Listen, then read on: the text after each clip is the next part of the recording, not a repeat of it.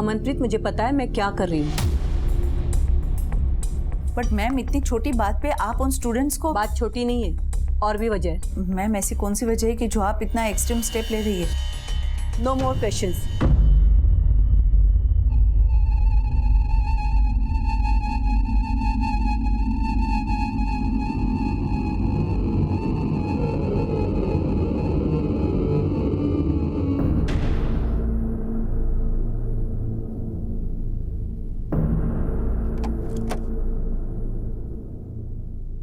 अमनप्रीत, वो जी।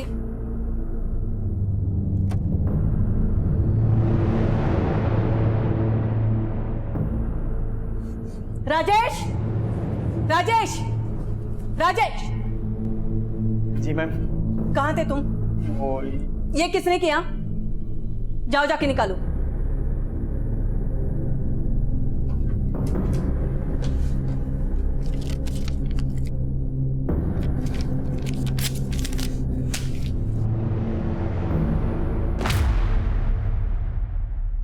जिनके पास पावर होती है उन्हें अक्सर ये सब बर्दाश्त करना पड़ता है। हमेशा ज़रूरी नहीं होता कि हम अपनी सिस्टम, समाज और परिवार के हर कसौटी पे हमेशा खरा ही उतरे।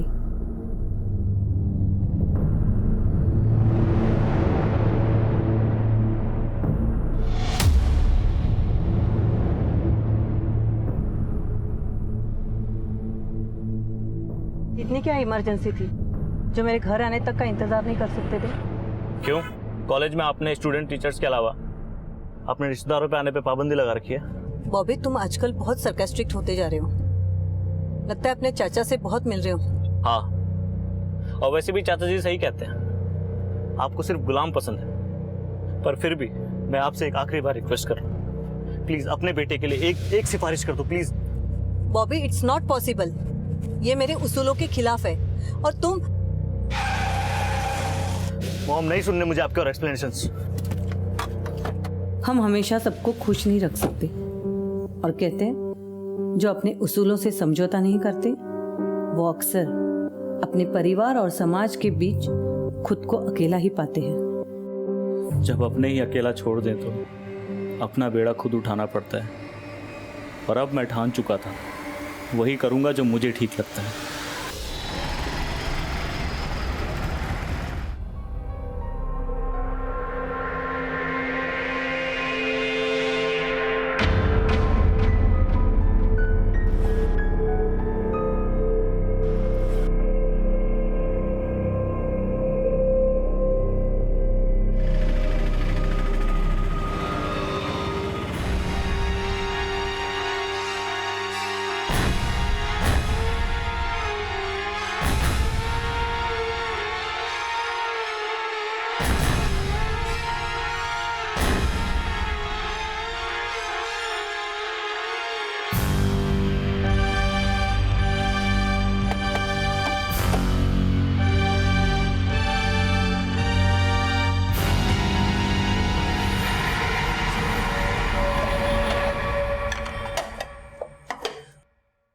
बॉबी अभी तक आया नहीं है।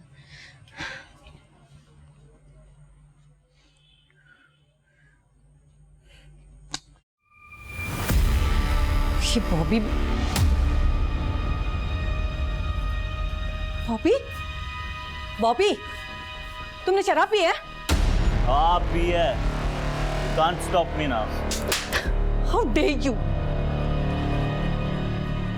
मुझे बॉबी से बहुत उम्मीदें थी, और सिर्फ बॉबी से ही नहीं, अपनी बेटी नैना से भी, क्योंकि देवेश के खोने के बाद यही मेरी दुनिया थी।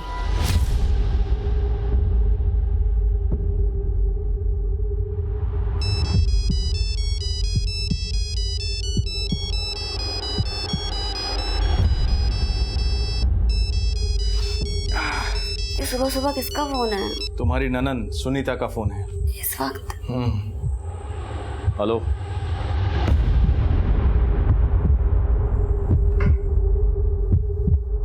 प्रत्युष, प्रत्युष दरवाजा खोलो। प्रत्युष, क्या हो पापा? जल्दी से तैयार हो जाओ, पुलिस स्टेशन चलना है।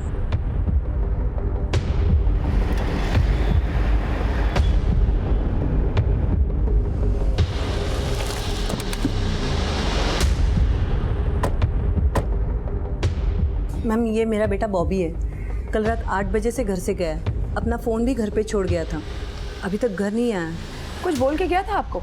हो सकता है अपने दोस्तों के साथ कहीं गया हो। मैम उसके जितने दोस्तों को मैं जानती थी सबसे पता किया है, लेकिन कहीं उसका पता नहीं चल रहा। सुनीता जी, उसका किसी से कोई लड़ाई झगड़ा हुआ था? How dare you. Enough mummy. Sunita ji, हाँ जी। मैंने आपसे पूछा कि कल रात को बॉबी का किसी से कोई लड़ाई झगड़ा हुआ था? जी वो थोड़ा अपसेट था। किस बात से अपसेट था? एक्चुअली उसके फादर के डेथ के बाद वो थोड़ा चिड़चिड़ा सा हो गया था। बहुत इरेटिक बिहेव करता था। बाहर वो कभी भी किसी से भी झगड़ा कर लेता है। हमें डर है कि कहीं वो फिर से। प्लीज़ मैम जल्दी से उसका पता लगाइए। ठीक है, आप एक काम कीजिए, उसके सारे दोस्तों के नंबर दे दीजिए हमें, हम पता लगाते हैं। जी।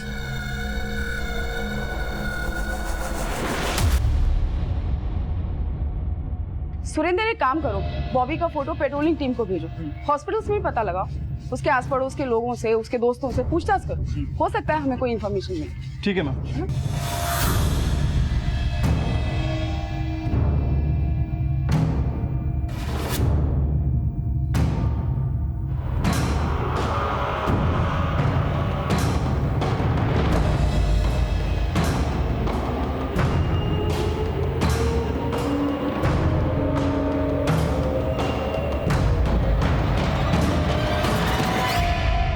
क्या बॉबी था? हाँ मैम, बॉबी के पड़ोसी और उसके फ्रेंड्स के पेरेंट्स ने तो यही बताया, लेकिन बॉबी इस वक्त कहाँ है ये कोई नहीं जानता। एक और बात मैम, बॉबी का अक्सर अपनी माँ से झगड़ा हुआ करता था और इसी बात को लेकर बॉबी अक्सर घर से चला जाया करता था, लेकिन उसकी माँ ने आज तक कभी उसकी मिसिंग कंप्लेंट नहीं की, लेकिन इस बार की है। और एक और अजीब बात मैम, बॉबी को गायब हुए केवल 1 दिन हुआ है और आज उसकी माँ कॉलेज चली गई। तो तुम्हें ये लग रहा है कि सुनीता हमसे कुछ छुपाने की कोशिश कर रही है? एक काम करो, ये बॉबी के साथ साथ सुनीता के भी कॉल रिकॉर्ड्स निकलवाओ। ठीक है मैम।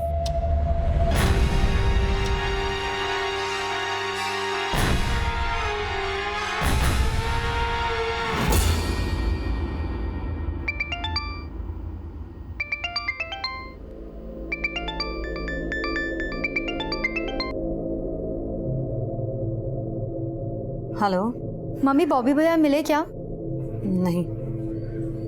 आप टेंशन मत लो, उनका गुस्सा ठंडा हो जाएगा ना तो वो हमेशा की तरह वापस आ जाएंगे।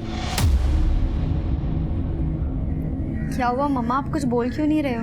नैना मैं कॉलेज में हूँ, बाद में कॉल करती हूँ। ठीक है, पर आपको याद है ना कि मेरी फीस भरने का टाइम आ गया है। नैना मैंने बोला ना, मैं बाद में कॉल करती हूँ। ओके मम्मा।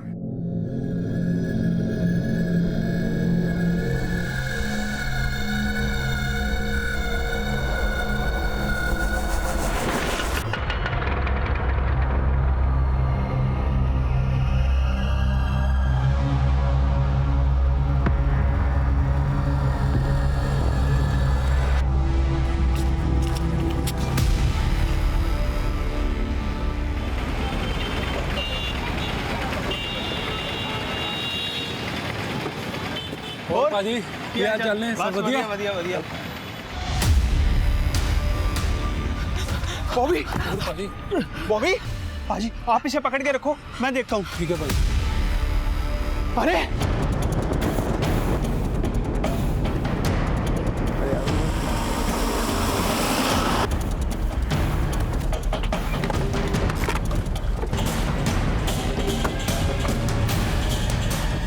हटिए आप लोग, साइड होइए। मैंने नहीं मारा मम्मी को।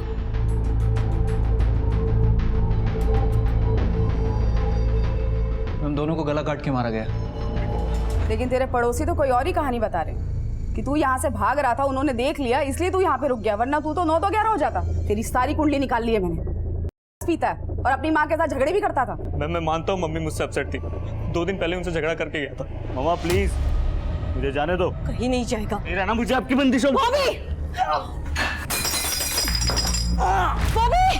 बॉबी संभाल, दिखाओ तो सही बात। बॉबी सुनो। उस रात घर से जाने के बाद मैं आज ही सुबह लौटा हूँ।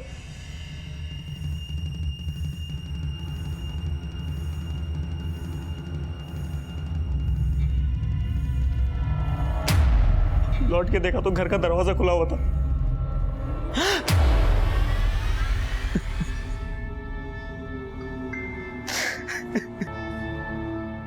लड़की कौन है जानते हो आप? इस लड़की को तो हम में से कोई भी नहीं जानता, इसको तो पहले यहाँ कभी देखा भी नहीं। और इस घर में बॉबी और उसकी माँ के अलावा और कौन रहता है? बॉबी की एक छोटी बहन भी है मैडम, नैना नाम है, वो देहरादून के मेडिकल कॉलेज में पढ़ती है। रोड़ा पाना बंद कर और सच सच बता, कौन है लड़की, यहाँ क्यों आई थी और इसका मर्डर तूने क्यों किया? मैम मुझे कुछ नहीं मालूम। कुछ नहीं किया तूने? हाँ? कुछ नहीं किया? थाने चल, वहाँ पे ना अच्छे अच्छे भी बोलते हैं। भाटिया लेके चल इसको। मैम पूरे घर में कहीं भी कोई फोर्स एंट्री के निशान नहीं मिले और कोई लूटपाट भी नहीं हुई है। बॉडी देखकर लगता है कि दोनों के गले को किसी धारदार हथियार से काटा गया था। और मैम आसपास का खून भी ताज़ा नहीं था। ऐसा हो सकता है कि मर्डर कल रात को ही हुआ, लेकिन हमने पूरे घर में तलाशी ली, कहीं भी कोई मर्डर वेपन नहीं मिला। गल तो तेरी बिल्कुल ठीक है सुरेंद्र, हो सकता है कि ये बॉबी कल रात को ही कार में घुसा हो, कल रात को ही इसने अपनी माँ का मर्डर किया और मर्डर का वेपन या तो कहीं छुपा दिया या फेंक दिया। प्लान तो इसने अच्छा बनाया था लेकिन कामयाब नहीं हुआ। लेकिन मैम बॉबी का तो अपनी माँ के साथ झगड़ा था और बॉबी की माँ की लाश के साथ साथ उस लड़की की लाश का मिलना, मैम को समझ नहीं आ रहा है। वैसे सुनीता जी एकेपी कॉलेज के प्रिंसिपल थी, कहीं ऐसा तो नहीं कि जिस लड़की की लाश हमें मिली है वो भी उसी कॉलेज में पढ़ती हो? पॉसिबल है, लेकिन मर्डर तो कल रात को हुआ था ना सुरेंद्र, तो इतनी रात को एक कॉलेज की स्टूडेंट अपने प्रिंसिपल के घर क्यों जाएगी? मैम एक पॉसिबिलिटी और हो सकती है, हो सकता है बॉबी से अपने साथ लाया हो, ये बॉबी की गर्लफ्रेंड हो। गर्लफ्रेंड हो सकती है, लेकिन ये गर्लफ्रेंड को क्यों मारेगा अपनी? हो ना हो सुरेंद्र, मेरी गट फीलिंग कह रही है ना, कहानी कुछ और ही है।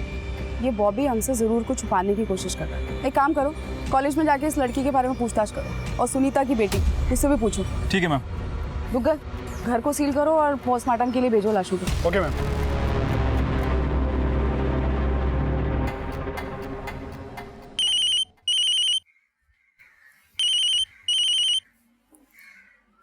हेलो। नैना तुम जल्दी से होशियारपुर आ जाओ।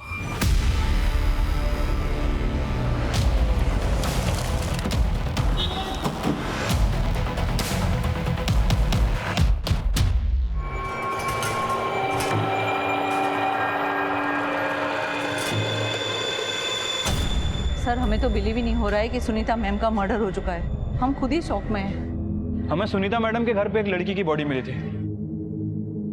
आप जानते हैं इस लड़की को?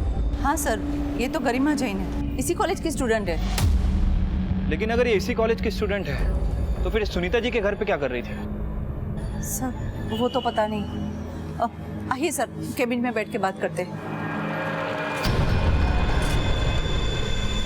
प्लीज़। Thank you. वैसे गरिमा को मैम ने सस्पेंड कर दिया था। सस्पेंड कर दिया था? बट क्यों?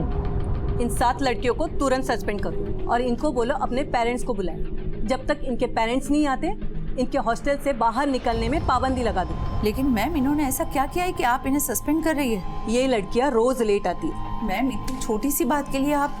बात छोटी सी नहीं है, और भी वजह है। कैसी वजह जो आप ये एक्सट्रीम स्टेप ले रही है? नो मोर क्वेश्चंस, जैसा कहा है वैसा करिए। मैंने मैम के कहने पे ही उन सबको सस्पेंड किया था और मैम से मिलने के लिए बुला लिया था।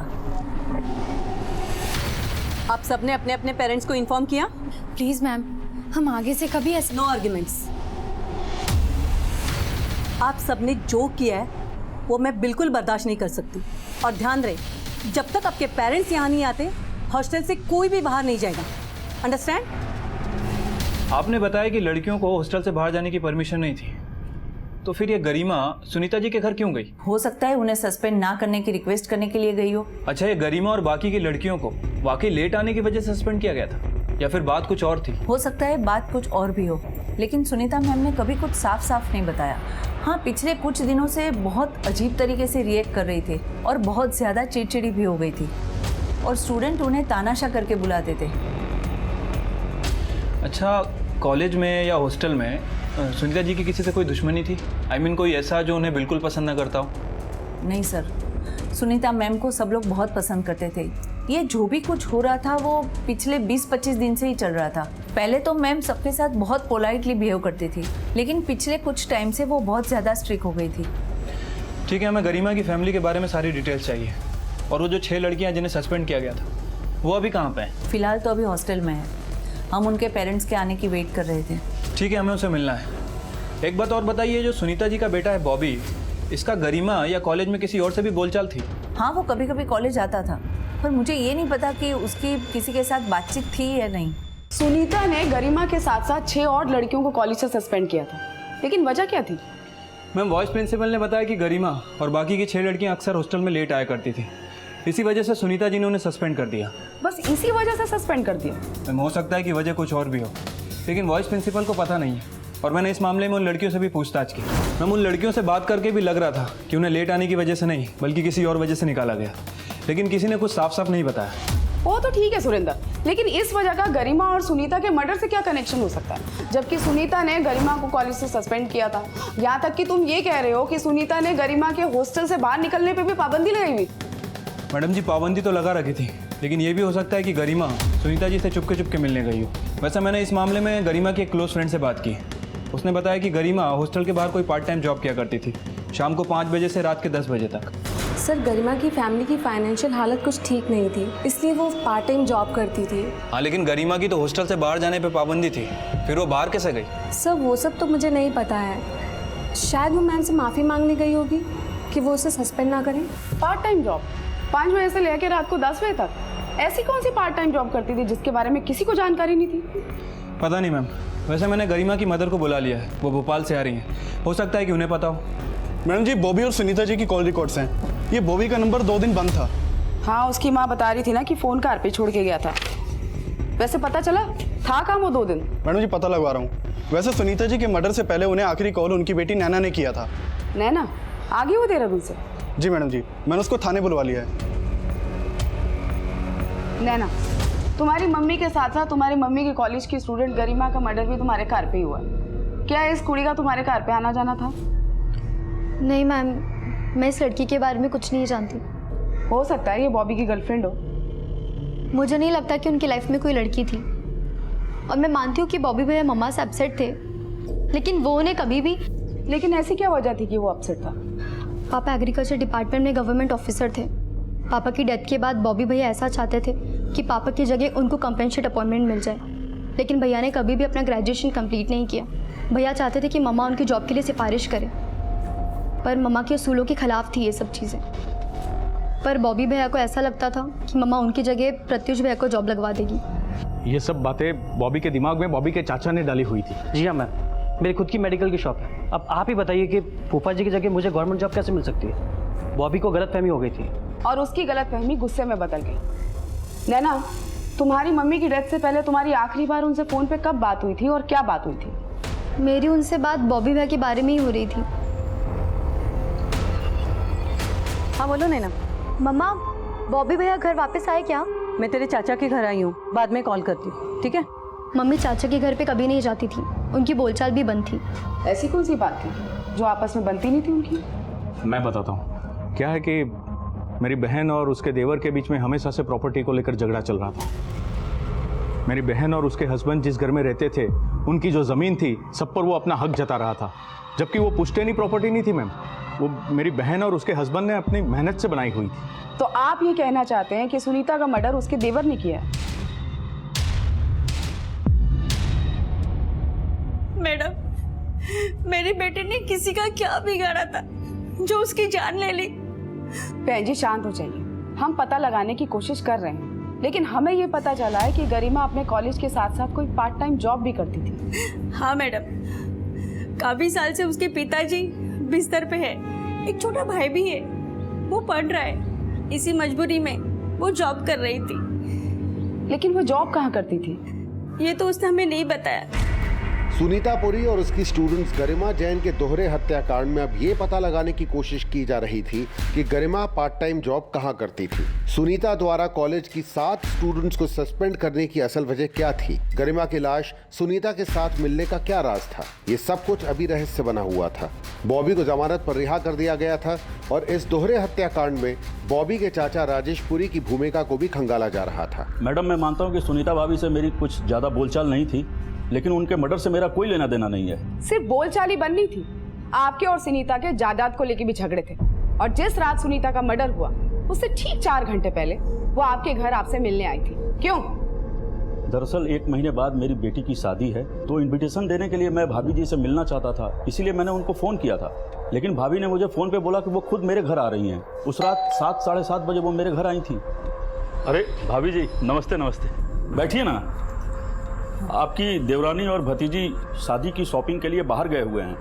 कब है स्वीटी की शादी? भाभी जी 11 मई को है। आपको, नैना को और बॉबी को सबको आना है। बॉबी तो कल से लापता है। क्या? इतना क्यों हैरान हो रहे राजेश? तुम तो जानते ही होंगे वो कहाँ है। अभी आप मुझे हमेशा गलत समझती हैं। मैडम, मैंने आज तक उनका कभी भी बुरा नहीं चाहा है। जहाँ तक जायदाद की बात है तो मेरे तो खुद के जायदाद पे भाभी जी हड़प कर बैठी हुई थी। देवेश भैया जिस घर में रहते थे उस घर को बनवाने के लिए पापा जी ने ही पैसे दिए थे देवेश भैया को। अब उस हिसाब से उस घर पे तो मेरा भी बराबर का हक हुआ ना मैडम। लेकिन सुनीता भाभी का भाई है शशि, उसी ने भाभी और मेरे बीच में फूट डाली है। लालच तो उसको है अपनी बहन की जायदाद का। आप पर उंगली उठी तो आपने सुनीता के भाई पे ही उंगली उठा दी। मैडम, किसने क्या किया वो तो मैं नहीं जानता, लेकिन मैंने कुछ नहीं किया है।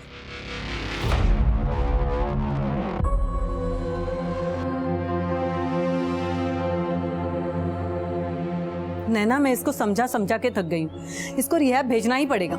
मम्मा, भैया की विल पावर बहुत स्ट्रांग है और इन्होंने मुझे प्रॉमिस किया है ये अब कभी ड्रग्स को हाथ नहीं लगाएंगे। प्रॉमिस तो ये मुझे भी बहुत दे चुका है। मुझे तो डर लगता है कि कहीं नशे के चक्कर में हम सबको ना बेच खाए।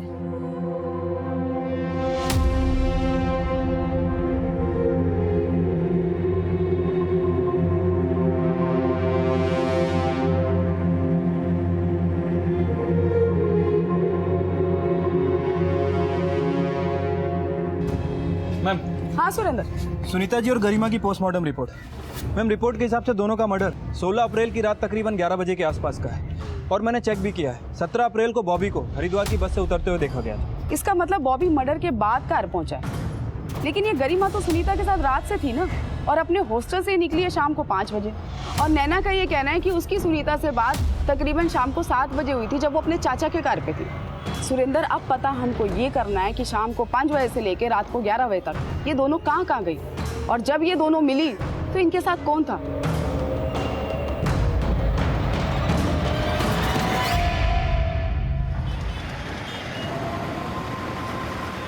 पैसों का प्रॉब्लम नहीं है, पर मुझे नहीं लगता कि मैं कभी भी देहरादून आ पाऊंगी। करियर, सपने सब दांव पे लगा है। कुछ भी अच्छा नहीं लग रहा। तो मैं बाद में कॉल करती हूँ। मैं जानता हूँ नैना, सुनीता के बगैर यहाँ किसी को कुछ भी अच्छा नहीं लग रहा, लेकिन तुम्हारा मामा अभी तक जिंदा है। सुनीता ने तुम्हारे लिए बहुत सारे सपने देखे थे ना। वो तुम्हें डॉक्टर बनाना चाहती थी।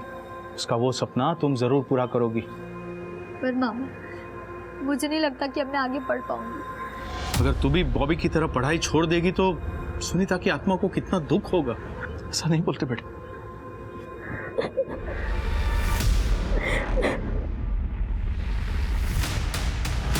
दुग्गल, ये सुनीता का देवर है ना, शक्ल से बड़ा चालाक लग रहा है। इस पर नजर रखो और सुनीता के भाई और उसके फैमिली मेंबर्स को भी छोड़ना नहीं। सुनीता के मर्डर वाली रात इनकी जितनी एक्टिविटीज है ना, सबको अच्छे से चेक करो। Okay ma'am.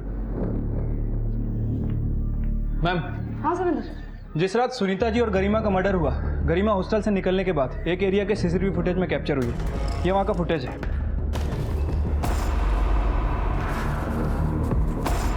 मैम ये देखिए, गरिमा यहाँ किसी लड़की का इंतजार कर रही है और थोड़ी देर बाद ये लड़की यहाँ मिलने आती है।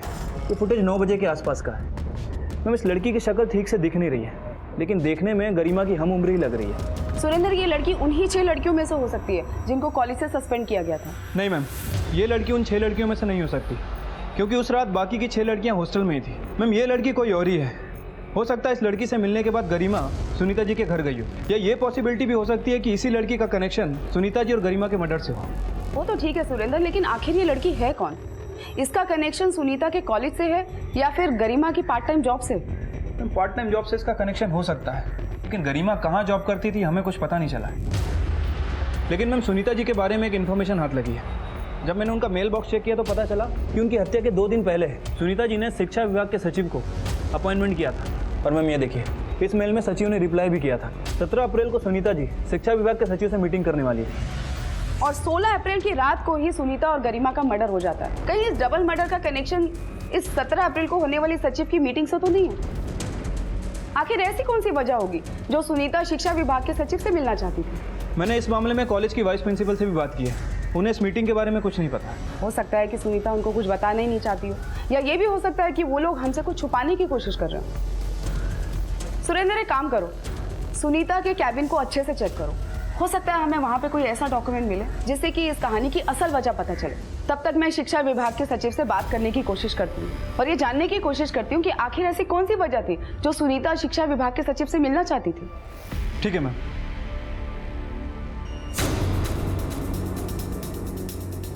जैन सर, मैं प्रीतनगर थाने से इंस्पेक्टर कुलजीत कौर रंधावा बोल रही हूँ। जी, मुझे शिक्षा सचिव से कुछ ज़रूरी बात करनी थी।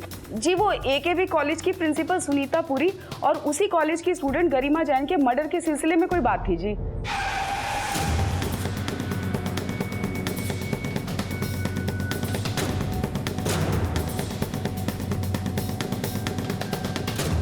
Duggal. Yes sir.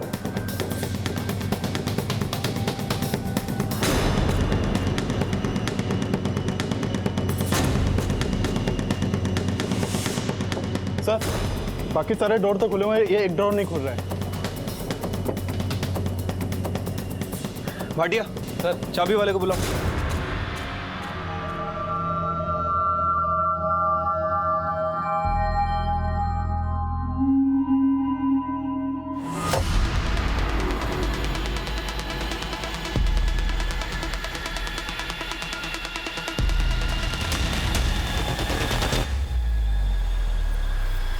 Spy cam? But Sunita ji के कैबिन में इसके होने का क्या राज हो सकता है?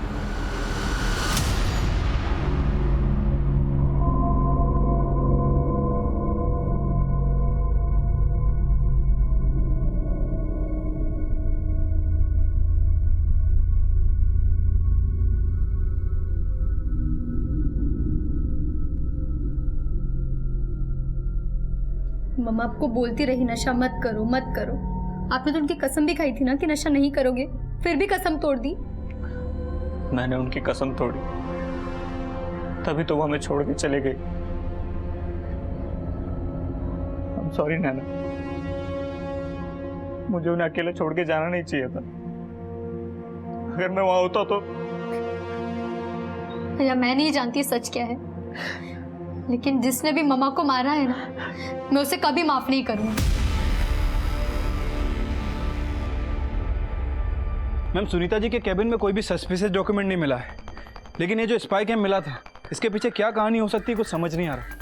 सुरेंदर, इस स्पाई कैम का कनेक्शन सुनीता जी और शिक्षा विभाग के सचिव से होने वाली 16 अप्रैल की मुलाकात से हो सकता है। मेरी गल हुई थी सचिव से। सचिव का ये कहना है कि सुनीता कॉलेज में होने वाली कुछ गतिविधियों को लेकर चिंतित थी और उसी सिलसिले में सचिव को मिलना चाहती थी।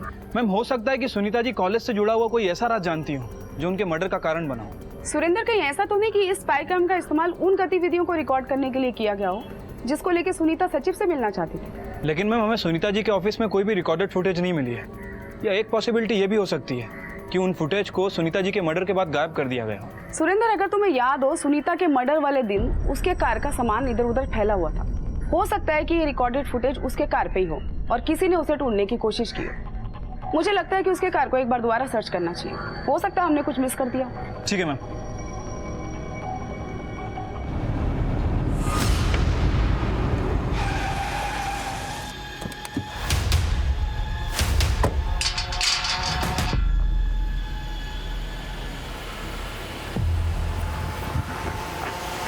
भाटिया, सील तोड़ो।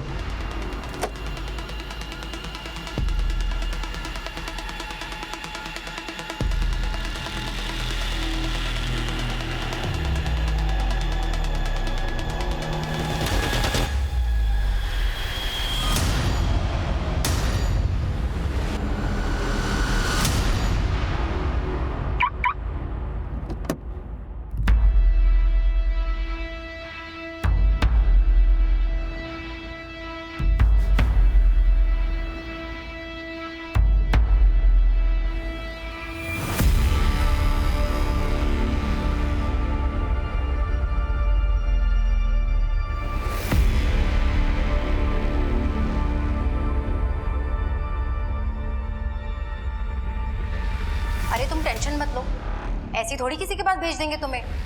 पढ़े लिखे खानदानी लोगों से डील करते हैं हम। बट मैम, पैसा कितना मिलेगा? इसका मतलब ये स्टिंग ऑपरेशन एक लड़की ने किया? 5,000 पर विजिट। और तुम चाहो तो उन्हें खुश करके ऊपर से भी कमा सकती हो। मैम ये लेडी कॉलेज की लाइब्रेरियन है और ये जो आदमी है लेक्चरर है। सुरेंद्र, ये सब देख के तो लग रहा है कि यहाँ पे कोई सेक्स रैकेट चल रहा था। हाँ मैम, लेकिन ये स्टिंग ऑपरेशन करने वाली लड़की कौन है मैम? कहीं ये गरिमा तो नहीं? सुरेंद्र, गरिमा कैसे हो सकती है? अगर गरिमा ने इस रैकेट का पर्दाफाश करने में सुनीता की हेल्प की होती तो सुनीता उसे कॉलेज से सस्पेंड क्यों करती? मैम गरिमा की हत्या वाली रात गरिमा को एक लड़की के साथ देखा गया था। कहीं ऐसा तो नहीं कि स्टिंग ऑपरेशन करने वाली लड़की वही हो? वो लड़की कोई भी हो सुरेंद्र, लेकिन एक बात है कि इस लाइब्रेरियन और लेक्चरर के साथ साथ शायद इस कॉलेज की वाइस प्रिंसिपल अमनप्रीत भी इन्वॉल्व है। हो ना हो, इन तीनों ने मिलकर ही सुनीता को मारा होगा। इससे पहले कि सुनीता शिक्षा विभाग के सचिव से मिल पाती, सुनीता को मार दिया गया और साथ में मारी गई गरिमा। सुरेंद्र, एक काम करो, इस लाइब्रेरियन, लेक्चरर और वाइस प्रिंसिपल तीनों के अरेस्ट वारंट निकलवाओ। ठीक है मैम।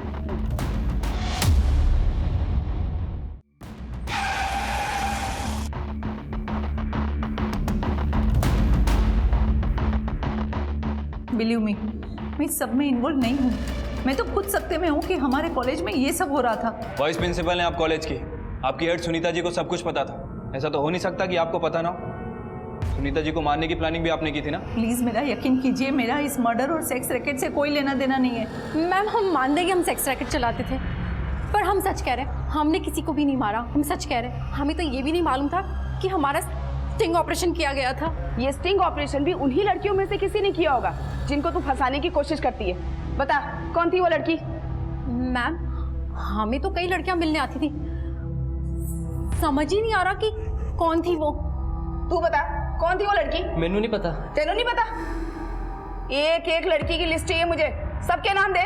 मैम, बताती हूँ। कॉलेज के लाइब्रेरियन और लेक्चरर द्वारा उन स्टूडेंट्स के नाम दिए गए थे जो इस सेक्स रैकेट का हिस्सा थी और इनमें गरिमा भी एक विक्टिम थी। पर इस सेक्स रैकेट में वाइस प्रिंसिपल अमनप्रीत की भागीदारी के संकेत सामने नहीं आए थे, लेकिन इस घटना के बाद उसे निलंबित कर दिया गया था और इस रैकेट से जुड़े कई स्टूडेंट्स, टीचर्स और मैनेजमेंट के लोगों को गिरफ्तार किया गया था। सुनीता पुरी जिस सेक्स रैकेट का भांडाफोड़ करने वाली थी, उस रैकेट को चलाने वालों को अब सुनीता और गरिमा का हत्यारा समझा जा रहा था।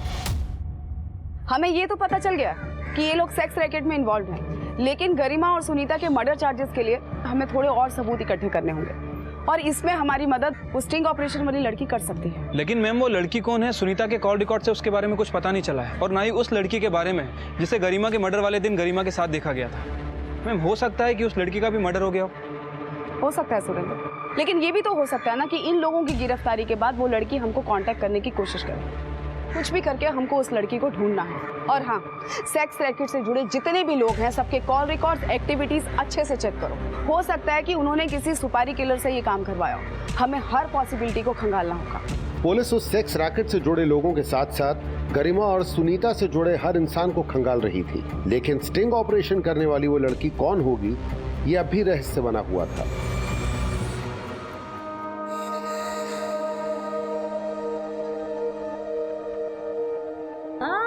मम्मा रुको तो, देखने तो दो कितने गंदे हो रहे हैं आपके दांत।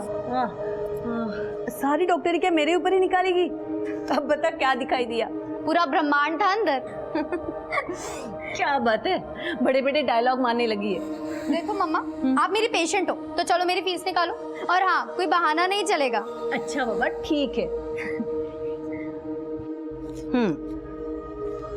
ये लो, शगुन के पूरे 501 रुपए है। थैंक यू माँ। मेरी बच्ची, भगवान तुझे बहुत कामयाबी दे।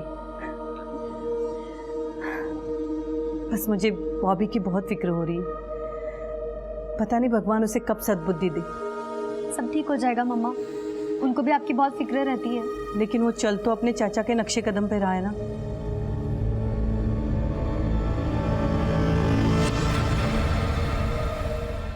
मैम, हाँ, मैंने सेक्स रैकेट से जुड़े सभी लोगों को अच्छे से खंगाला। मैम, उन सभी के पास सुनीता जी को मारने का मोटिव तो है, लेकिन किसी के खिलाफ कुछ मिला नहीं है।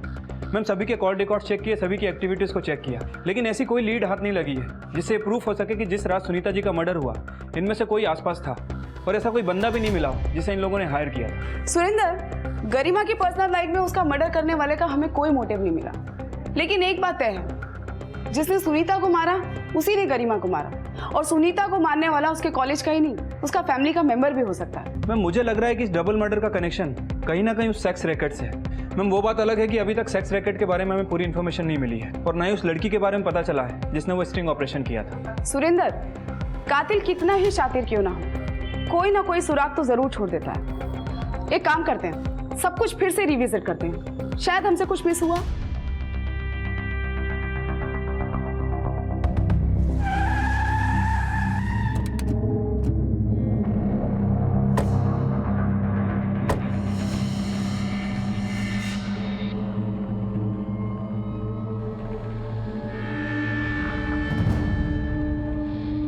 ये घर तो सील है।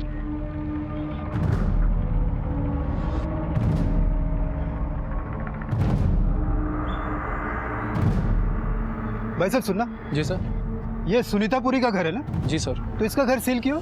सर सुनीता जी का कुछ टाइम पहले मर्डर हो चुका है। मर्डर? मैडम ये सुनीतापुरी का अरेस्ट वारंट है। मैं जब उसे अरेस्ट करने के लिए गया था तो पता चला उनका मर्डर हो चुका है। अरेस्ट करने? लेकिन किस जुर्म में सुनीता को अरेस्ट करना चाहते थे आप?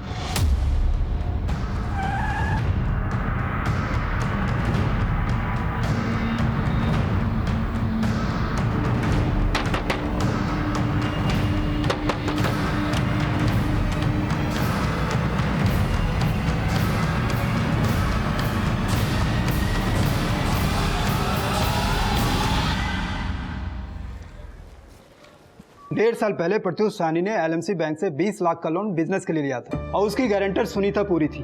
3 ईएमआई भरने के बाद प्रत्युष ने ईएमआई भरना बंद कर दिया और बैंक वालों ने केस कर दिया। कोर्ट ने सुनीतापुरी को हाजिर होने के लिए कई बार सम्मन जारी किया लेकिन वो आ ही नहीं रही थी, इसलिए अदालत की अवहेलना करने के जुर्म में उनका अरेस्ट वारंट निकाला गया।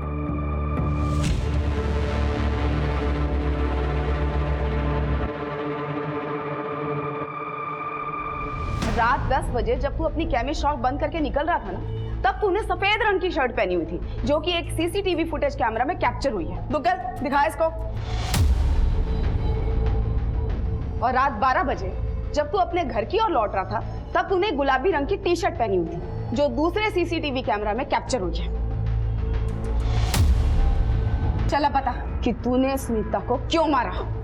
मैं बैंक का लोन ना चुकाने की वजह से बैंक वाले बार बार बुआ को कॉल करके परेशान कर रहे थे और मेरी शॉप भी लॉस में जा रही थी, लेकिन मैं फाइनेंशियल क्राइसिस से गुजर रहा था और 6 ईएमआई लगातार बाउंस होने की वजह से बैंक वालों ने मुझ पर केस कर दिया और बुआ ने भी मुझसे बात करना बंद कर दिया। लेकिन जब बॉबी गायब हुआ तो बुआ ने पापा और मुझसे आके हेल्प मांगी। उसी रात मैंने सोचा कि मैं इन्हें सिंपैथी दिखाकर फिर से कुछ पैसे की हेल्प मांग सकता हूँ। प्रत्युष, तुम इस वक्त? बुआ जी, पापा कह रहे थे कि आप घर पे अकेले हैं तो आपसे मिले हूँ। बॉबी का कुछ पता चला? नहीं। बुआ जी, मुझे तो लगता है कि उसके चाचा जी ने आपको परेशान करने के लिए उसे गायब किया है। बुआ जी, मैं जानता हूँ कि ये वक्त सही नहीं ये सब बातें करने का, लेकिन मैं यहाँ लोन के बारे में ही बात करने आया था। वैसे मैंने कुछ पैसों का इंतज़ाम कर लिया है, सिर्फ 50,000 रुपये कम पड़ रहे हैं। अगर आप कुछ हेल्प कर सके तो। तेरे पापा ने तुझे मेरा हाल पूछने भेजा या फिर से उधारी मांगने के लिए? नहीं बुआ जी, पापा तो। बस कान खोल के सुन ले, तुम्हारी वजह से बैंक वालों ने एक भी पैसा मेरे अकाउंट से काटा तो मैं तुझे छोड़ूंगी नहीं। क्या कर लेगी तू? तेरी हिम्मत कैसे हुई मुझसे ऐसे चिल्लाने की? तूने मुझ पे हाथ उठाया? क्या कर रहे हो?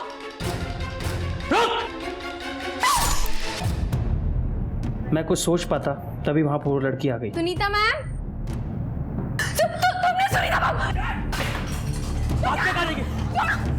मैंने बॉबी की शर्ट पहनी और अपनी शर्ट और चाकू एक बैग में रख लिए और नाले में फेंक दिए। लानत है तेरे जैसे एहसान फरामोश पे।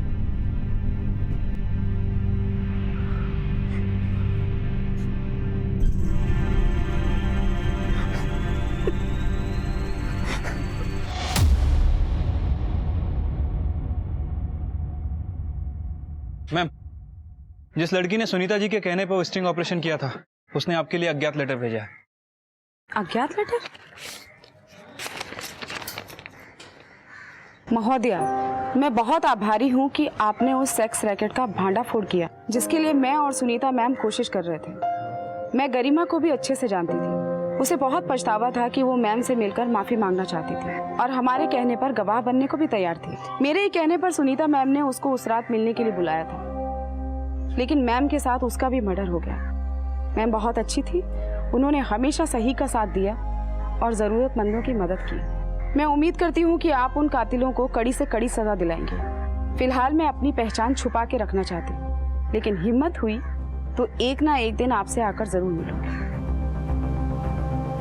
समाज में नैतिकता, सभ्यता और अनुशासन को हमेशा ऊंचा स्थान दिया जाता है, लेकिन आज के दौर में इंसानी दिल इतने तंगहाल हो गए हैं कि अपनी जरूरतों के अलावा हमें अंदर कोई हिस्सा खाली ही नहीं दिखता। और ये स्तर तब और भी गिर जाता है जब अपने मददगार को झूठा धन्यवाद देना तो दूर, कई लोग उससे उसके प्राण तक छीन लेते हैं।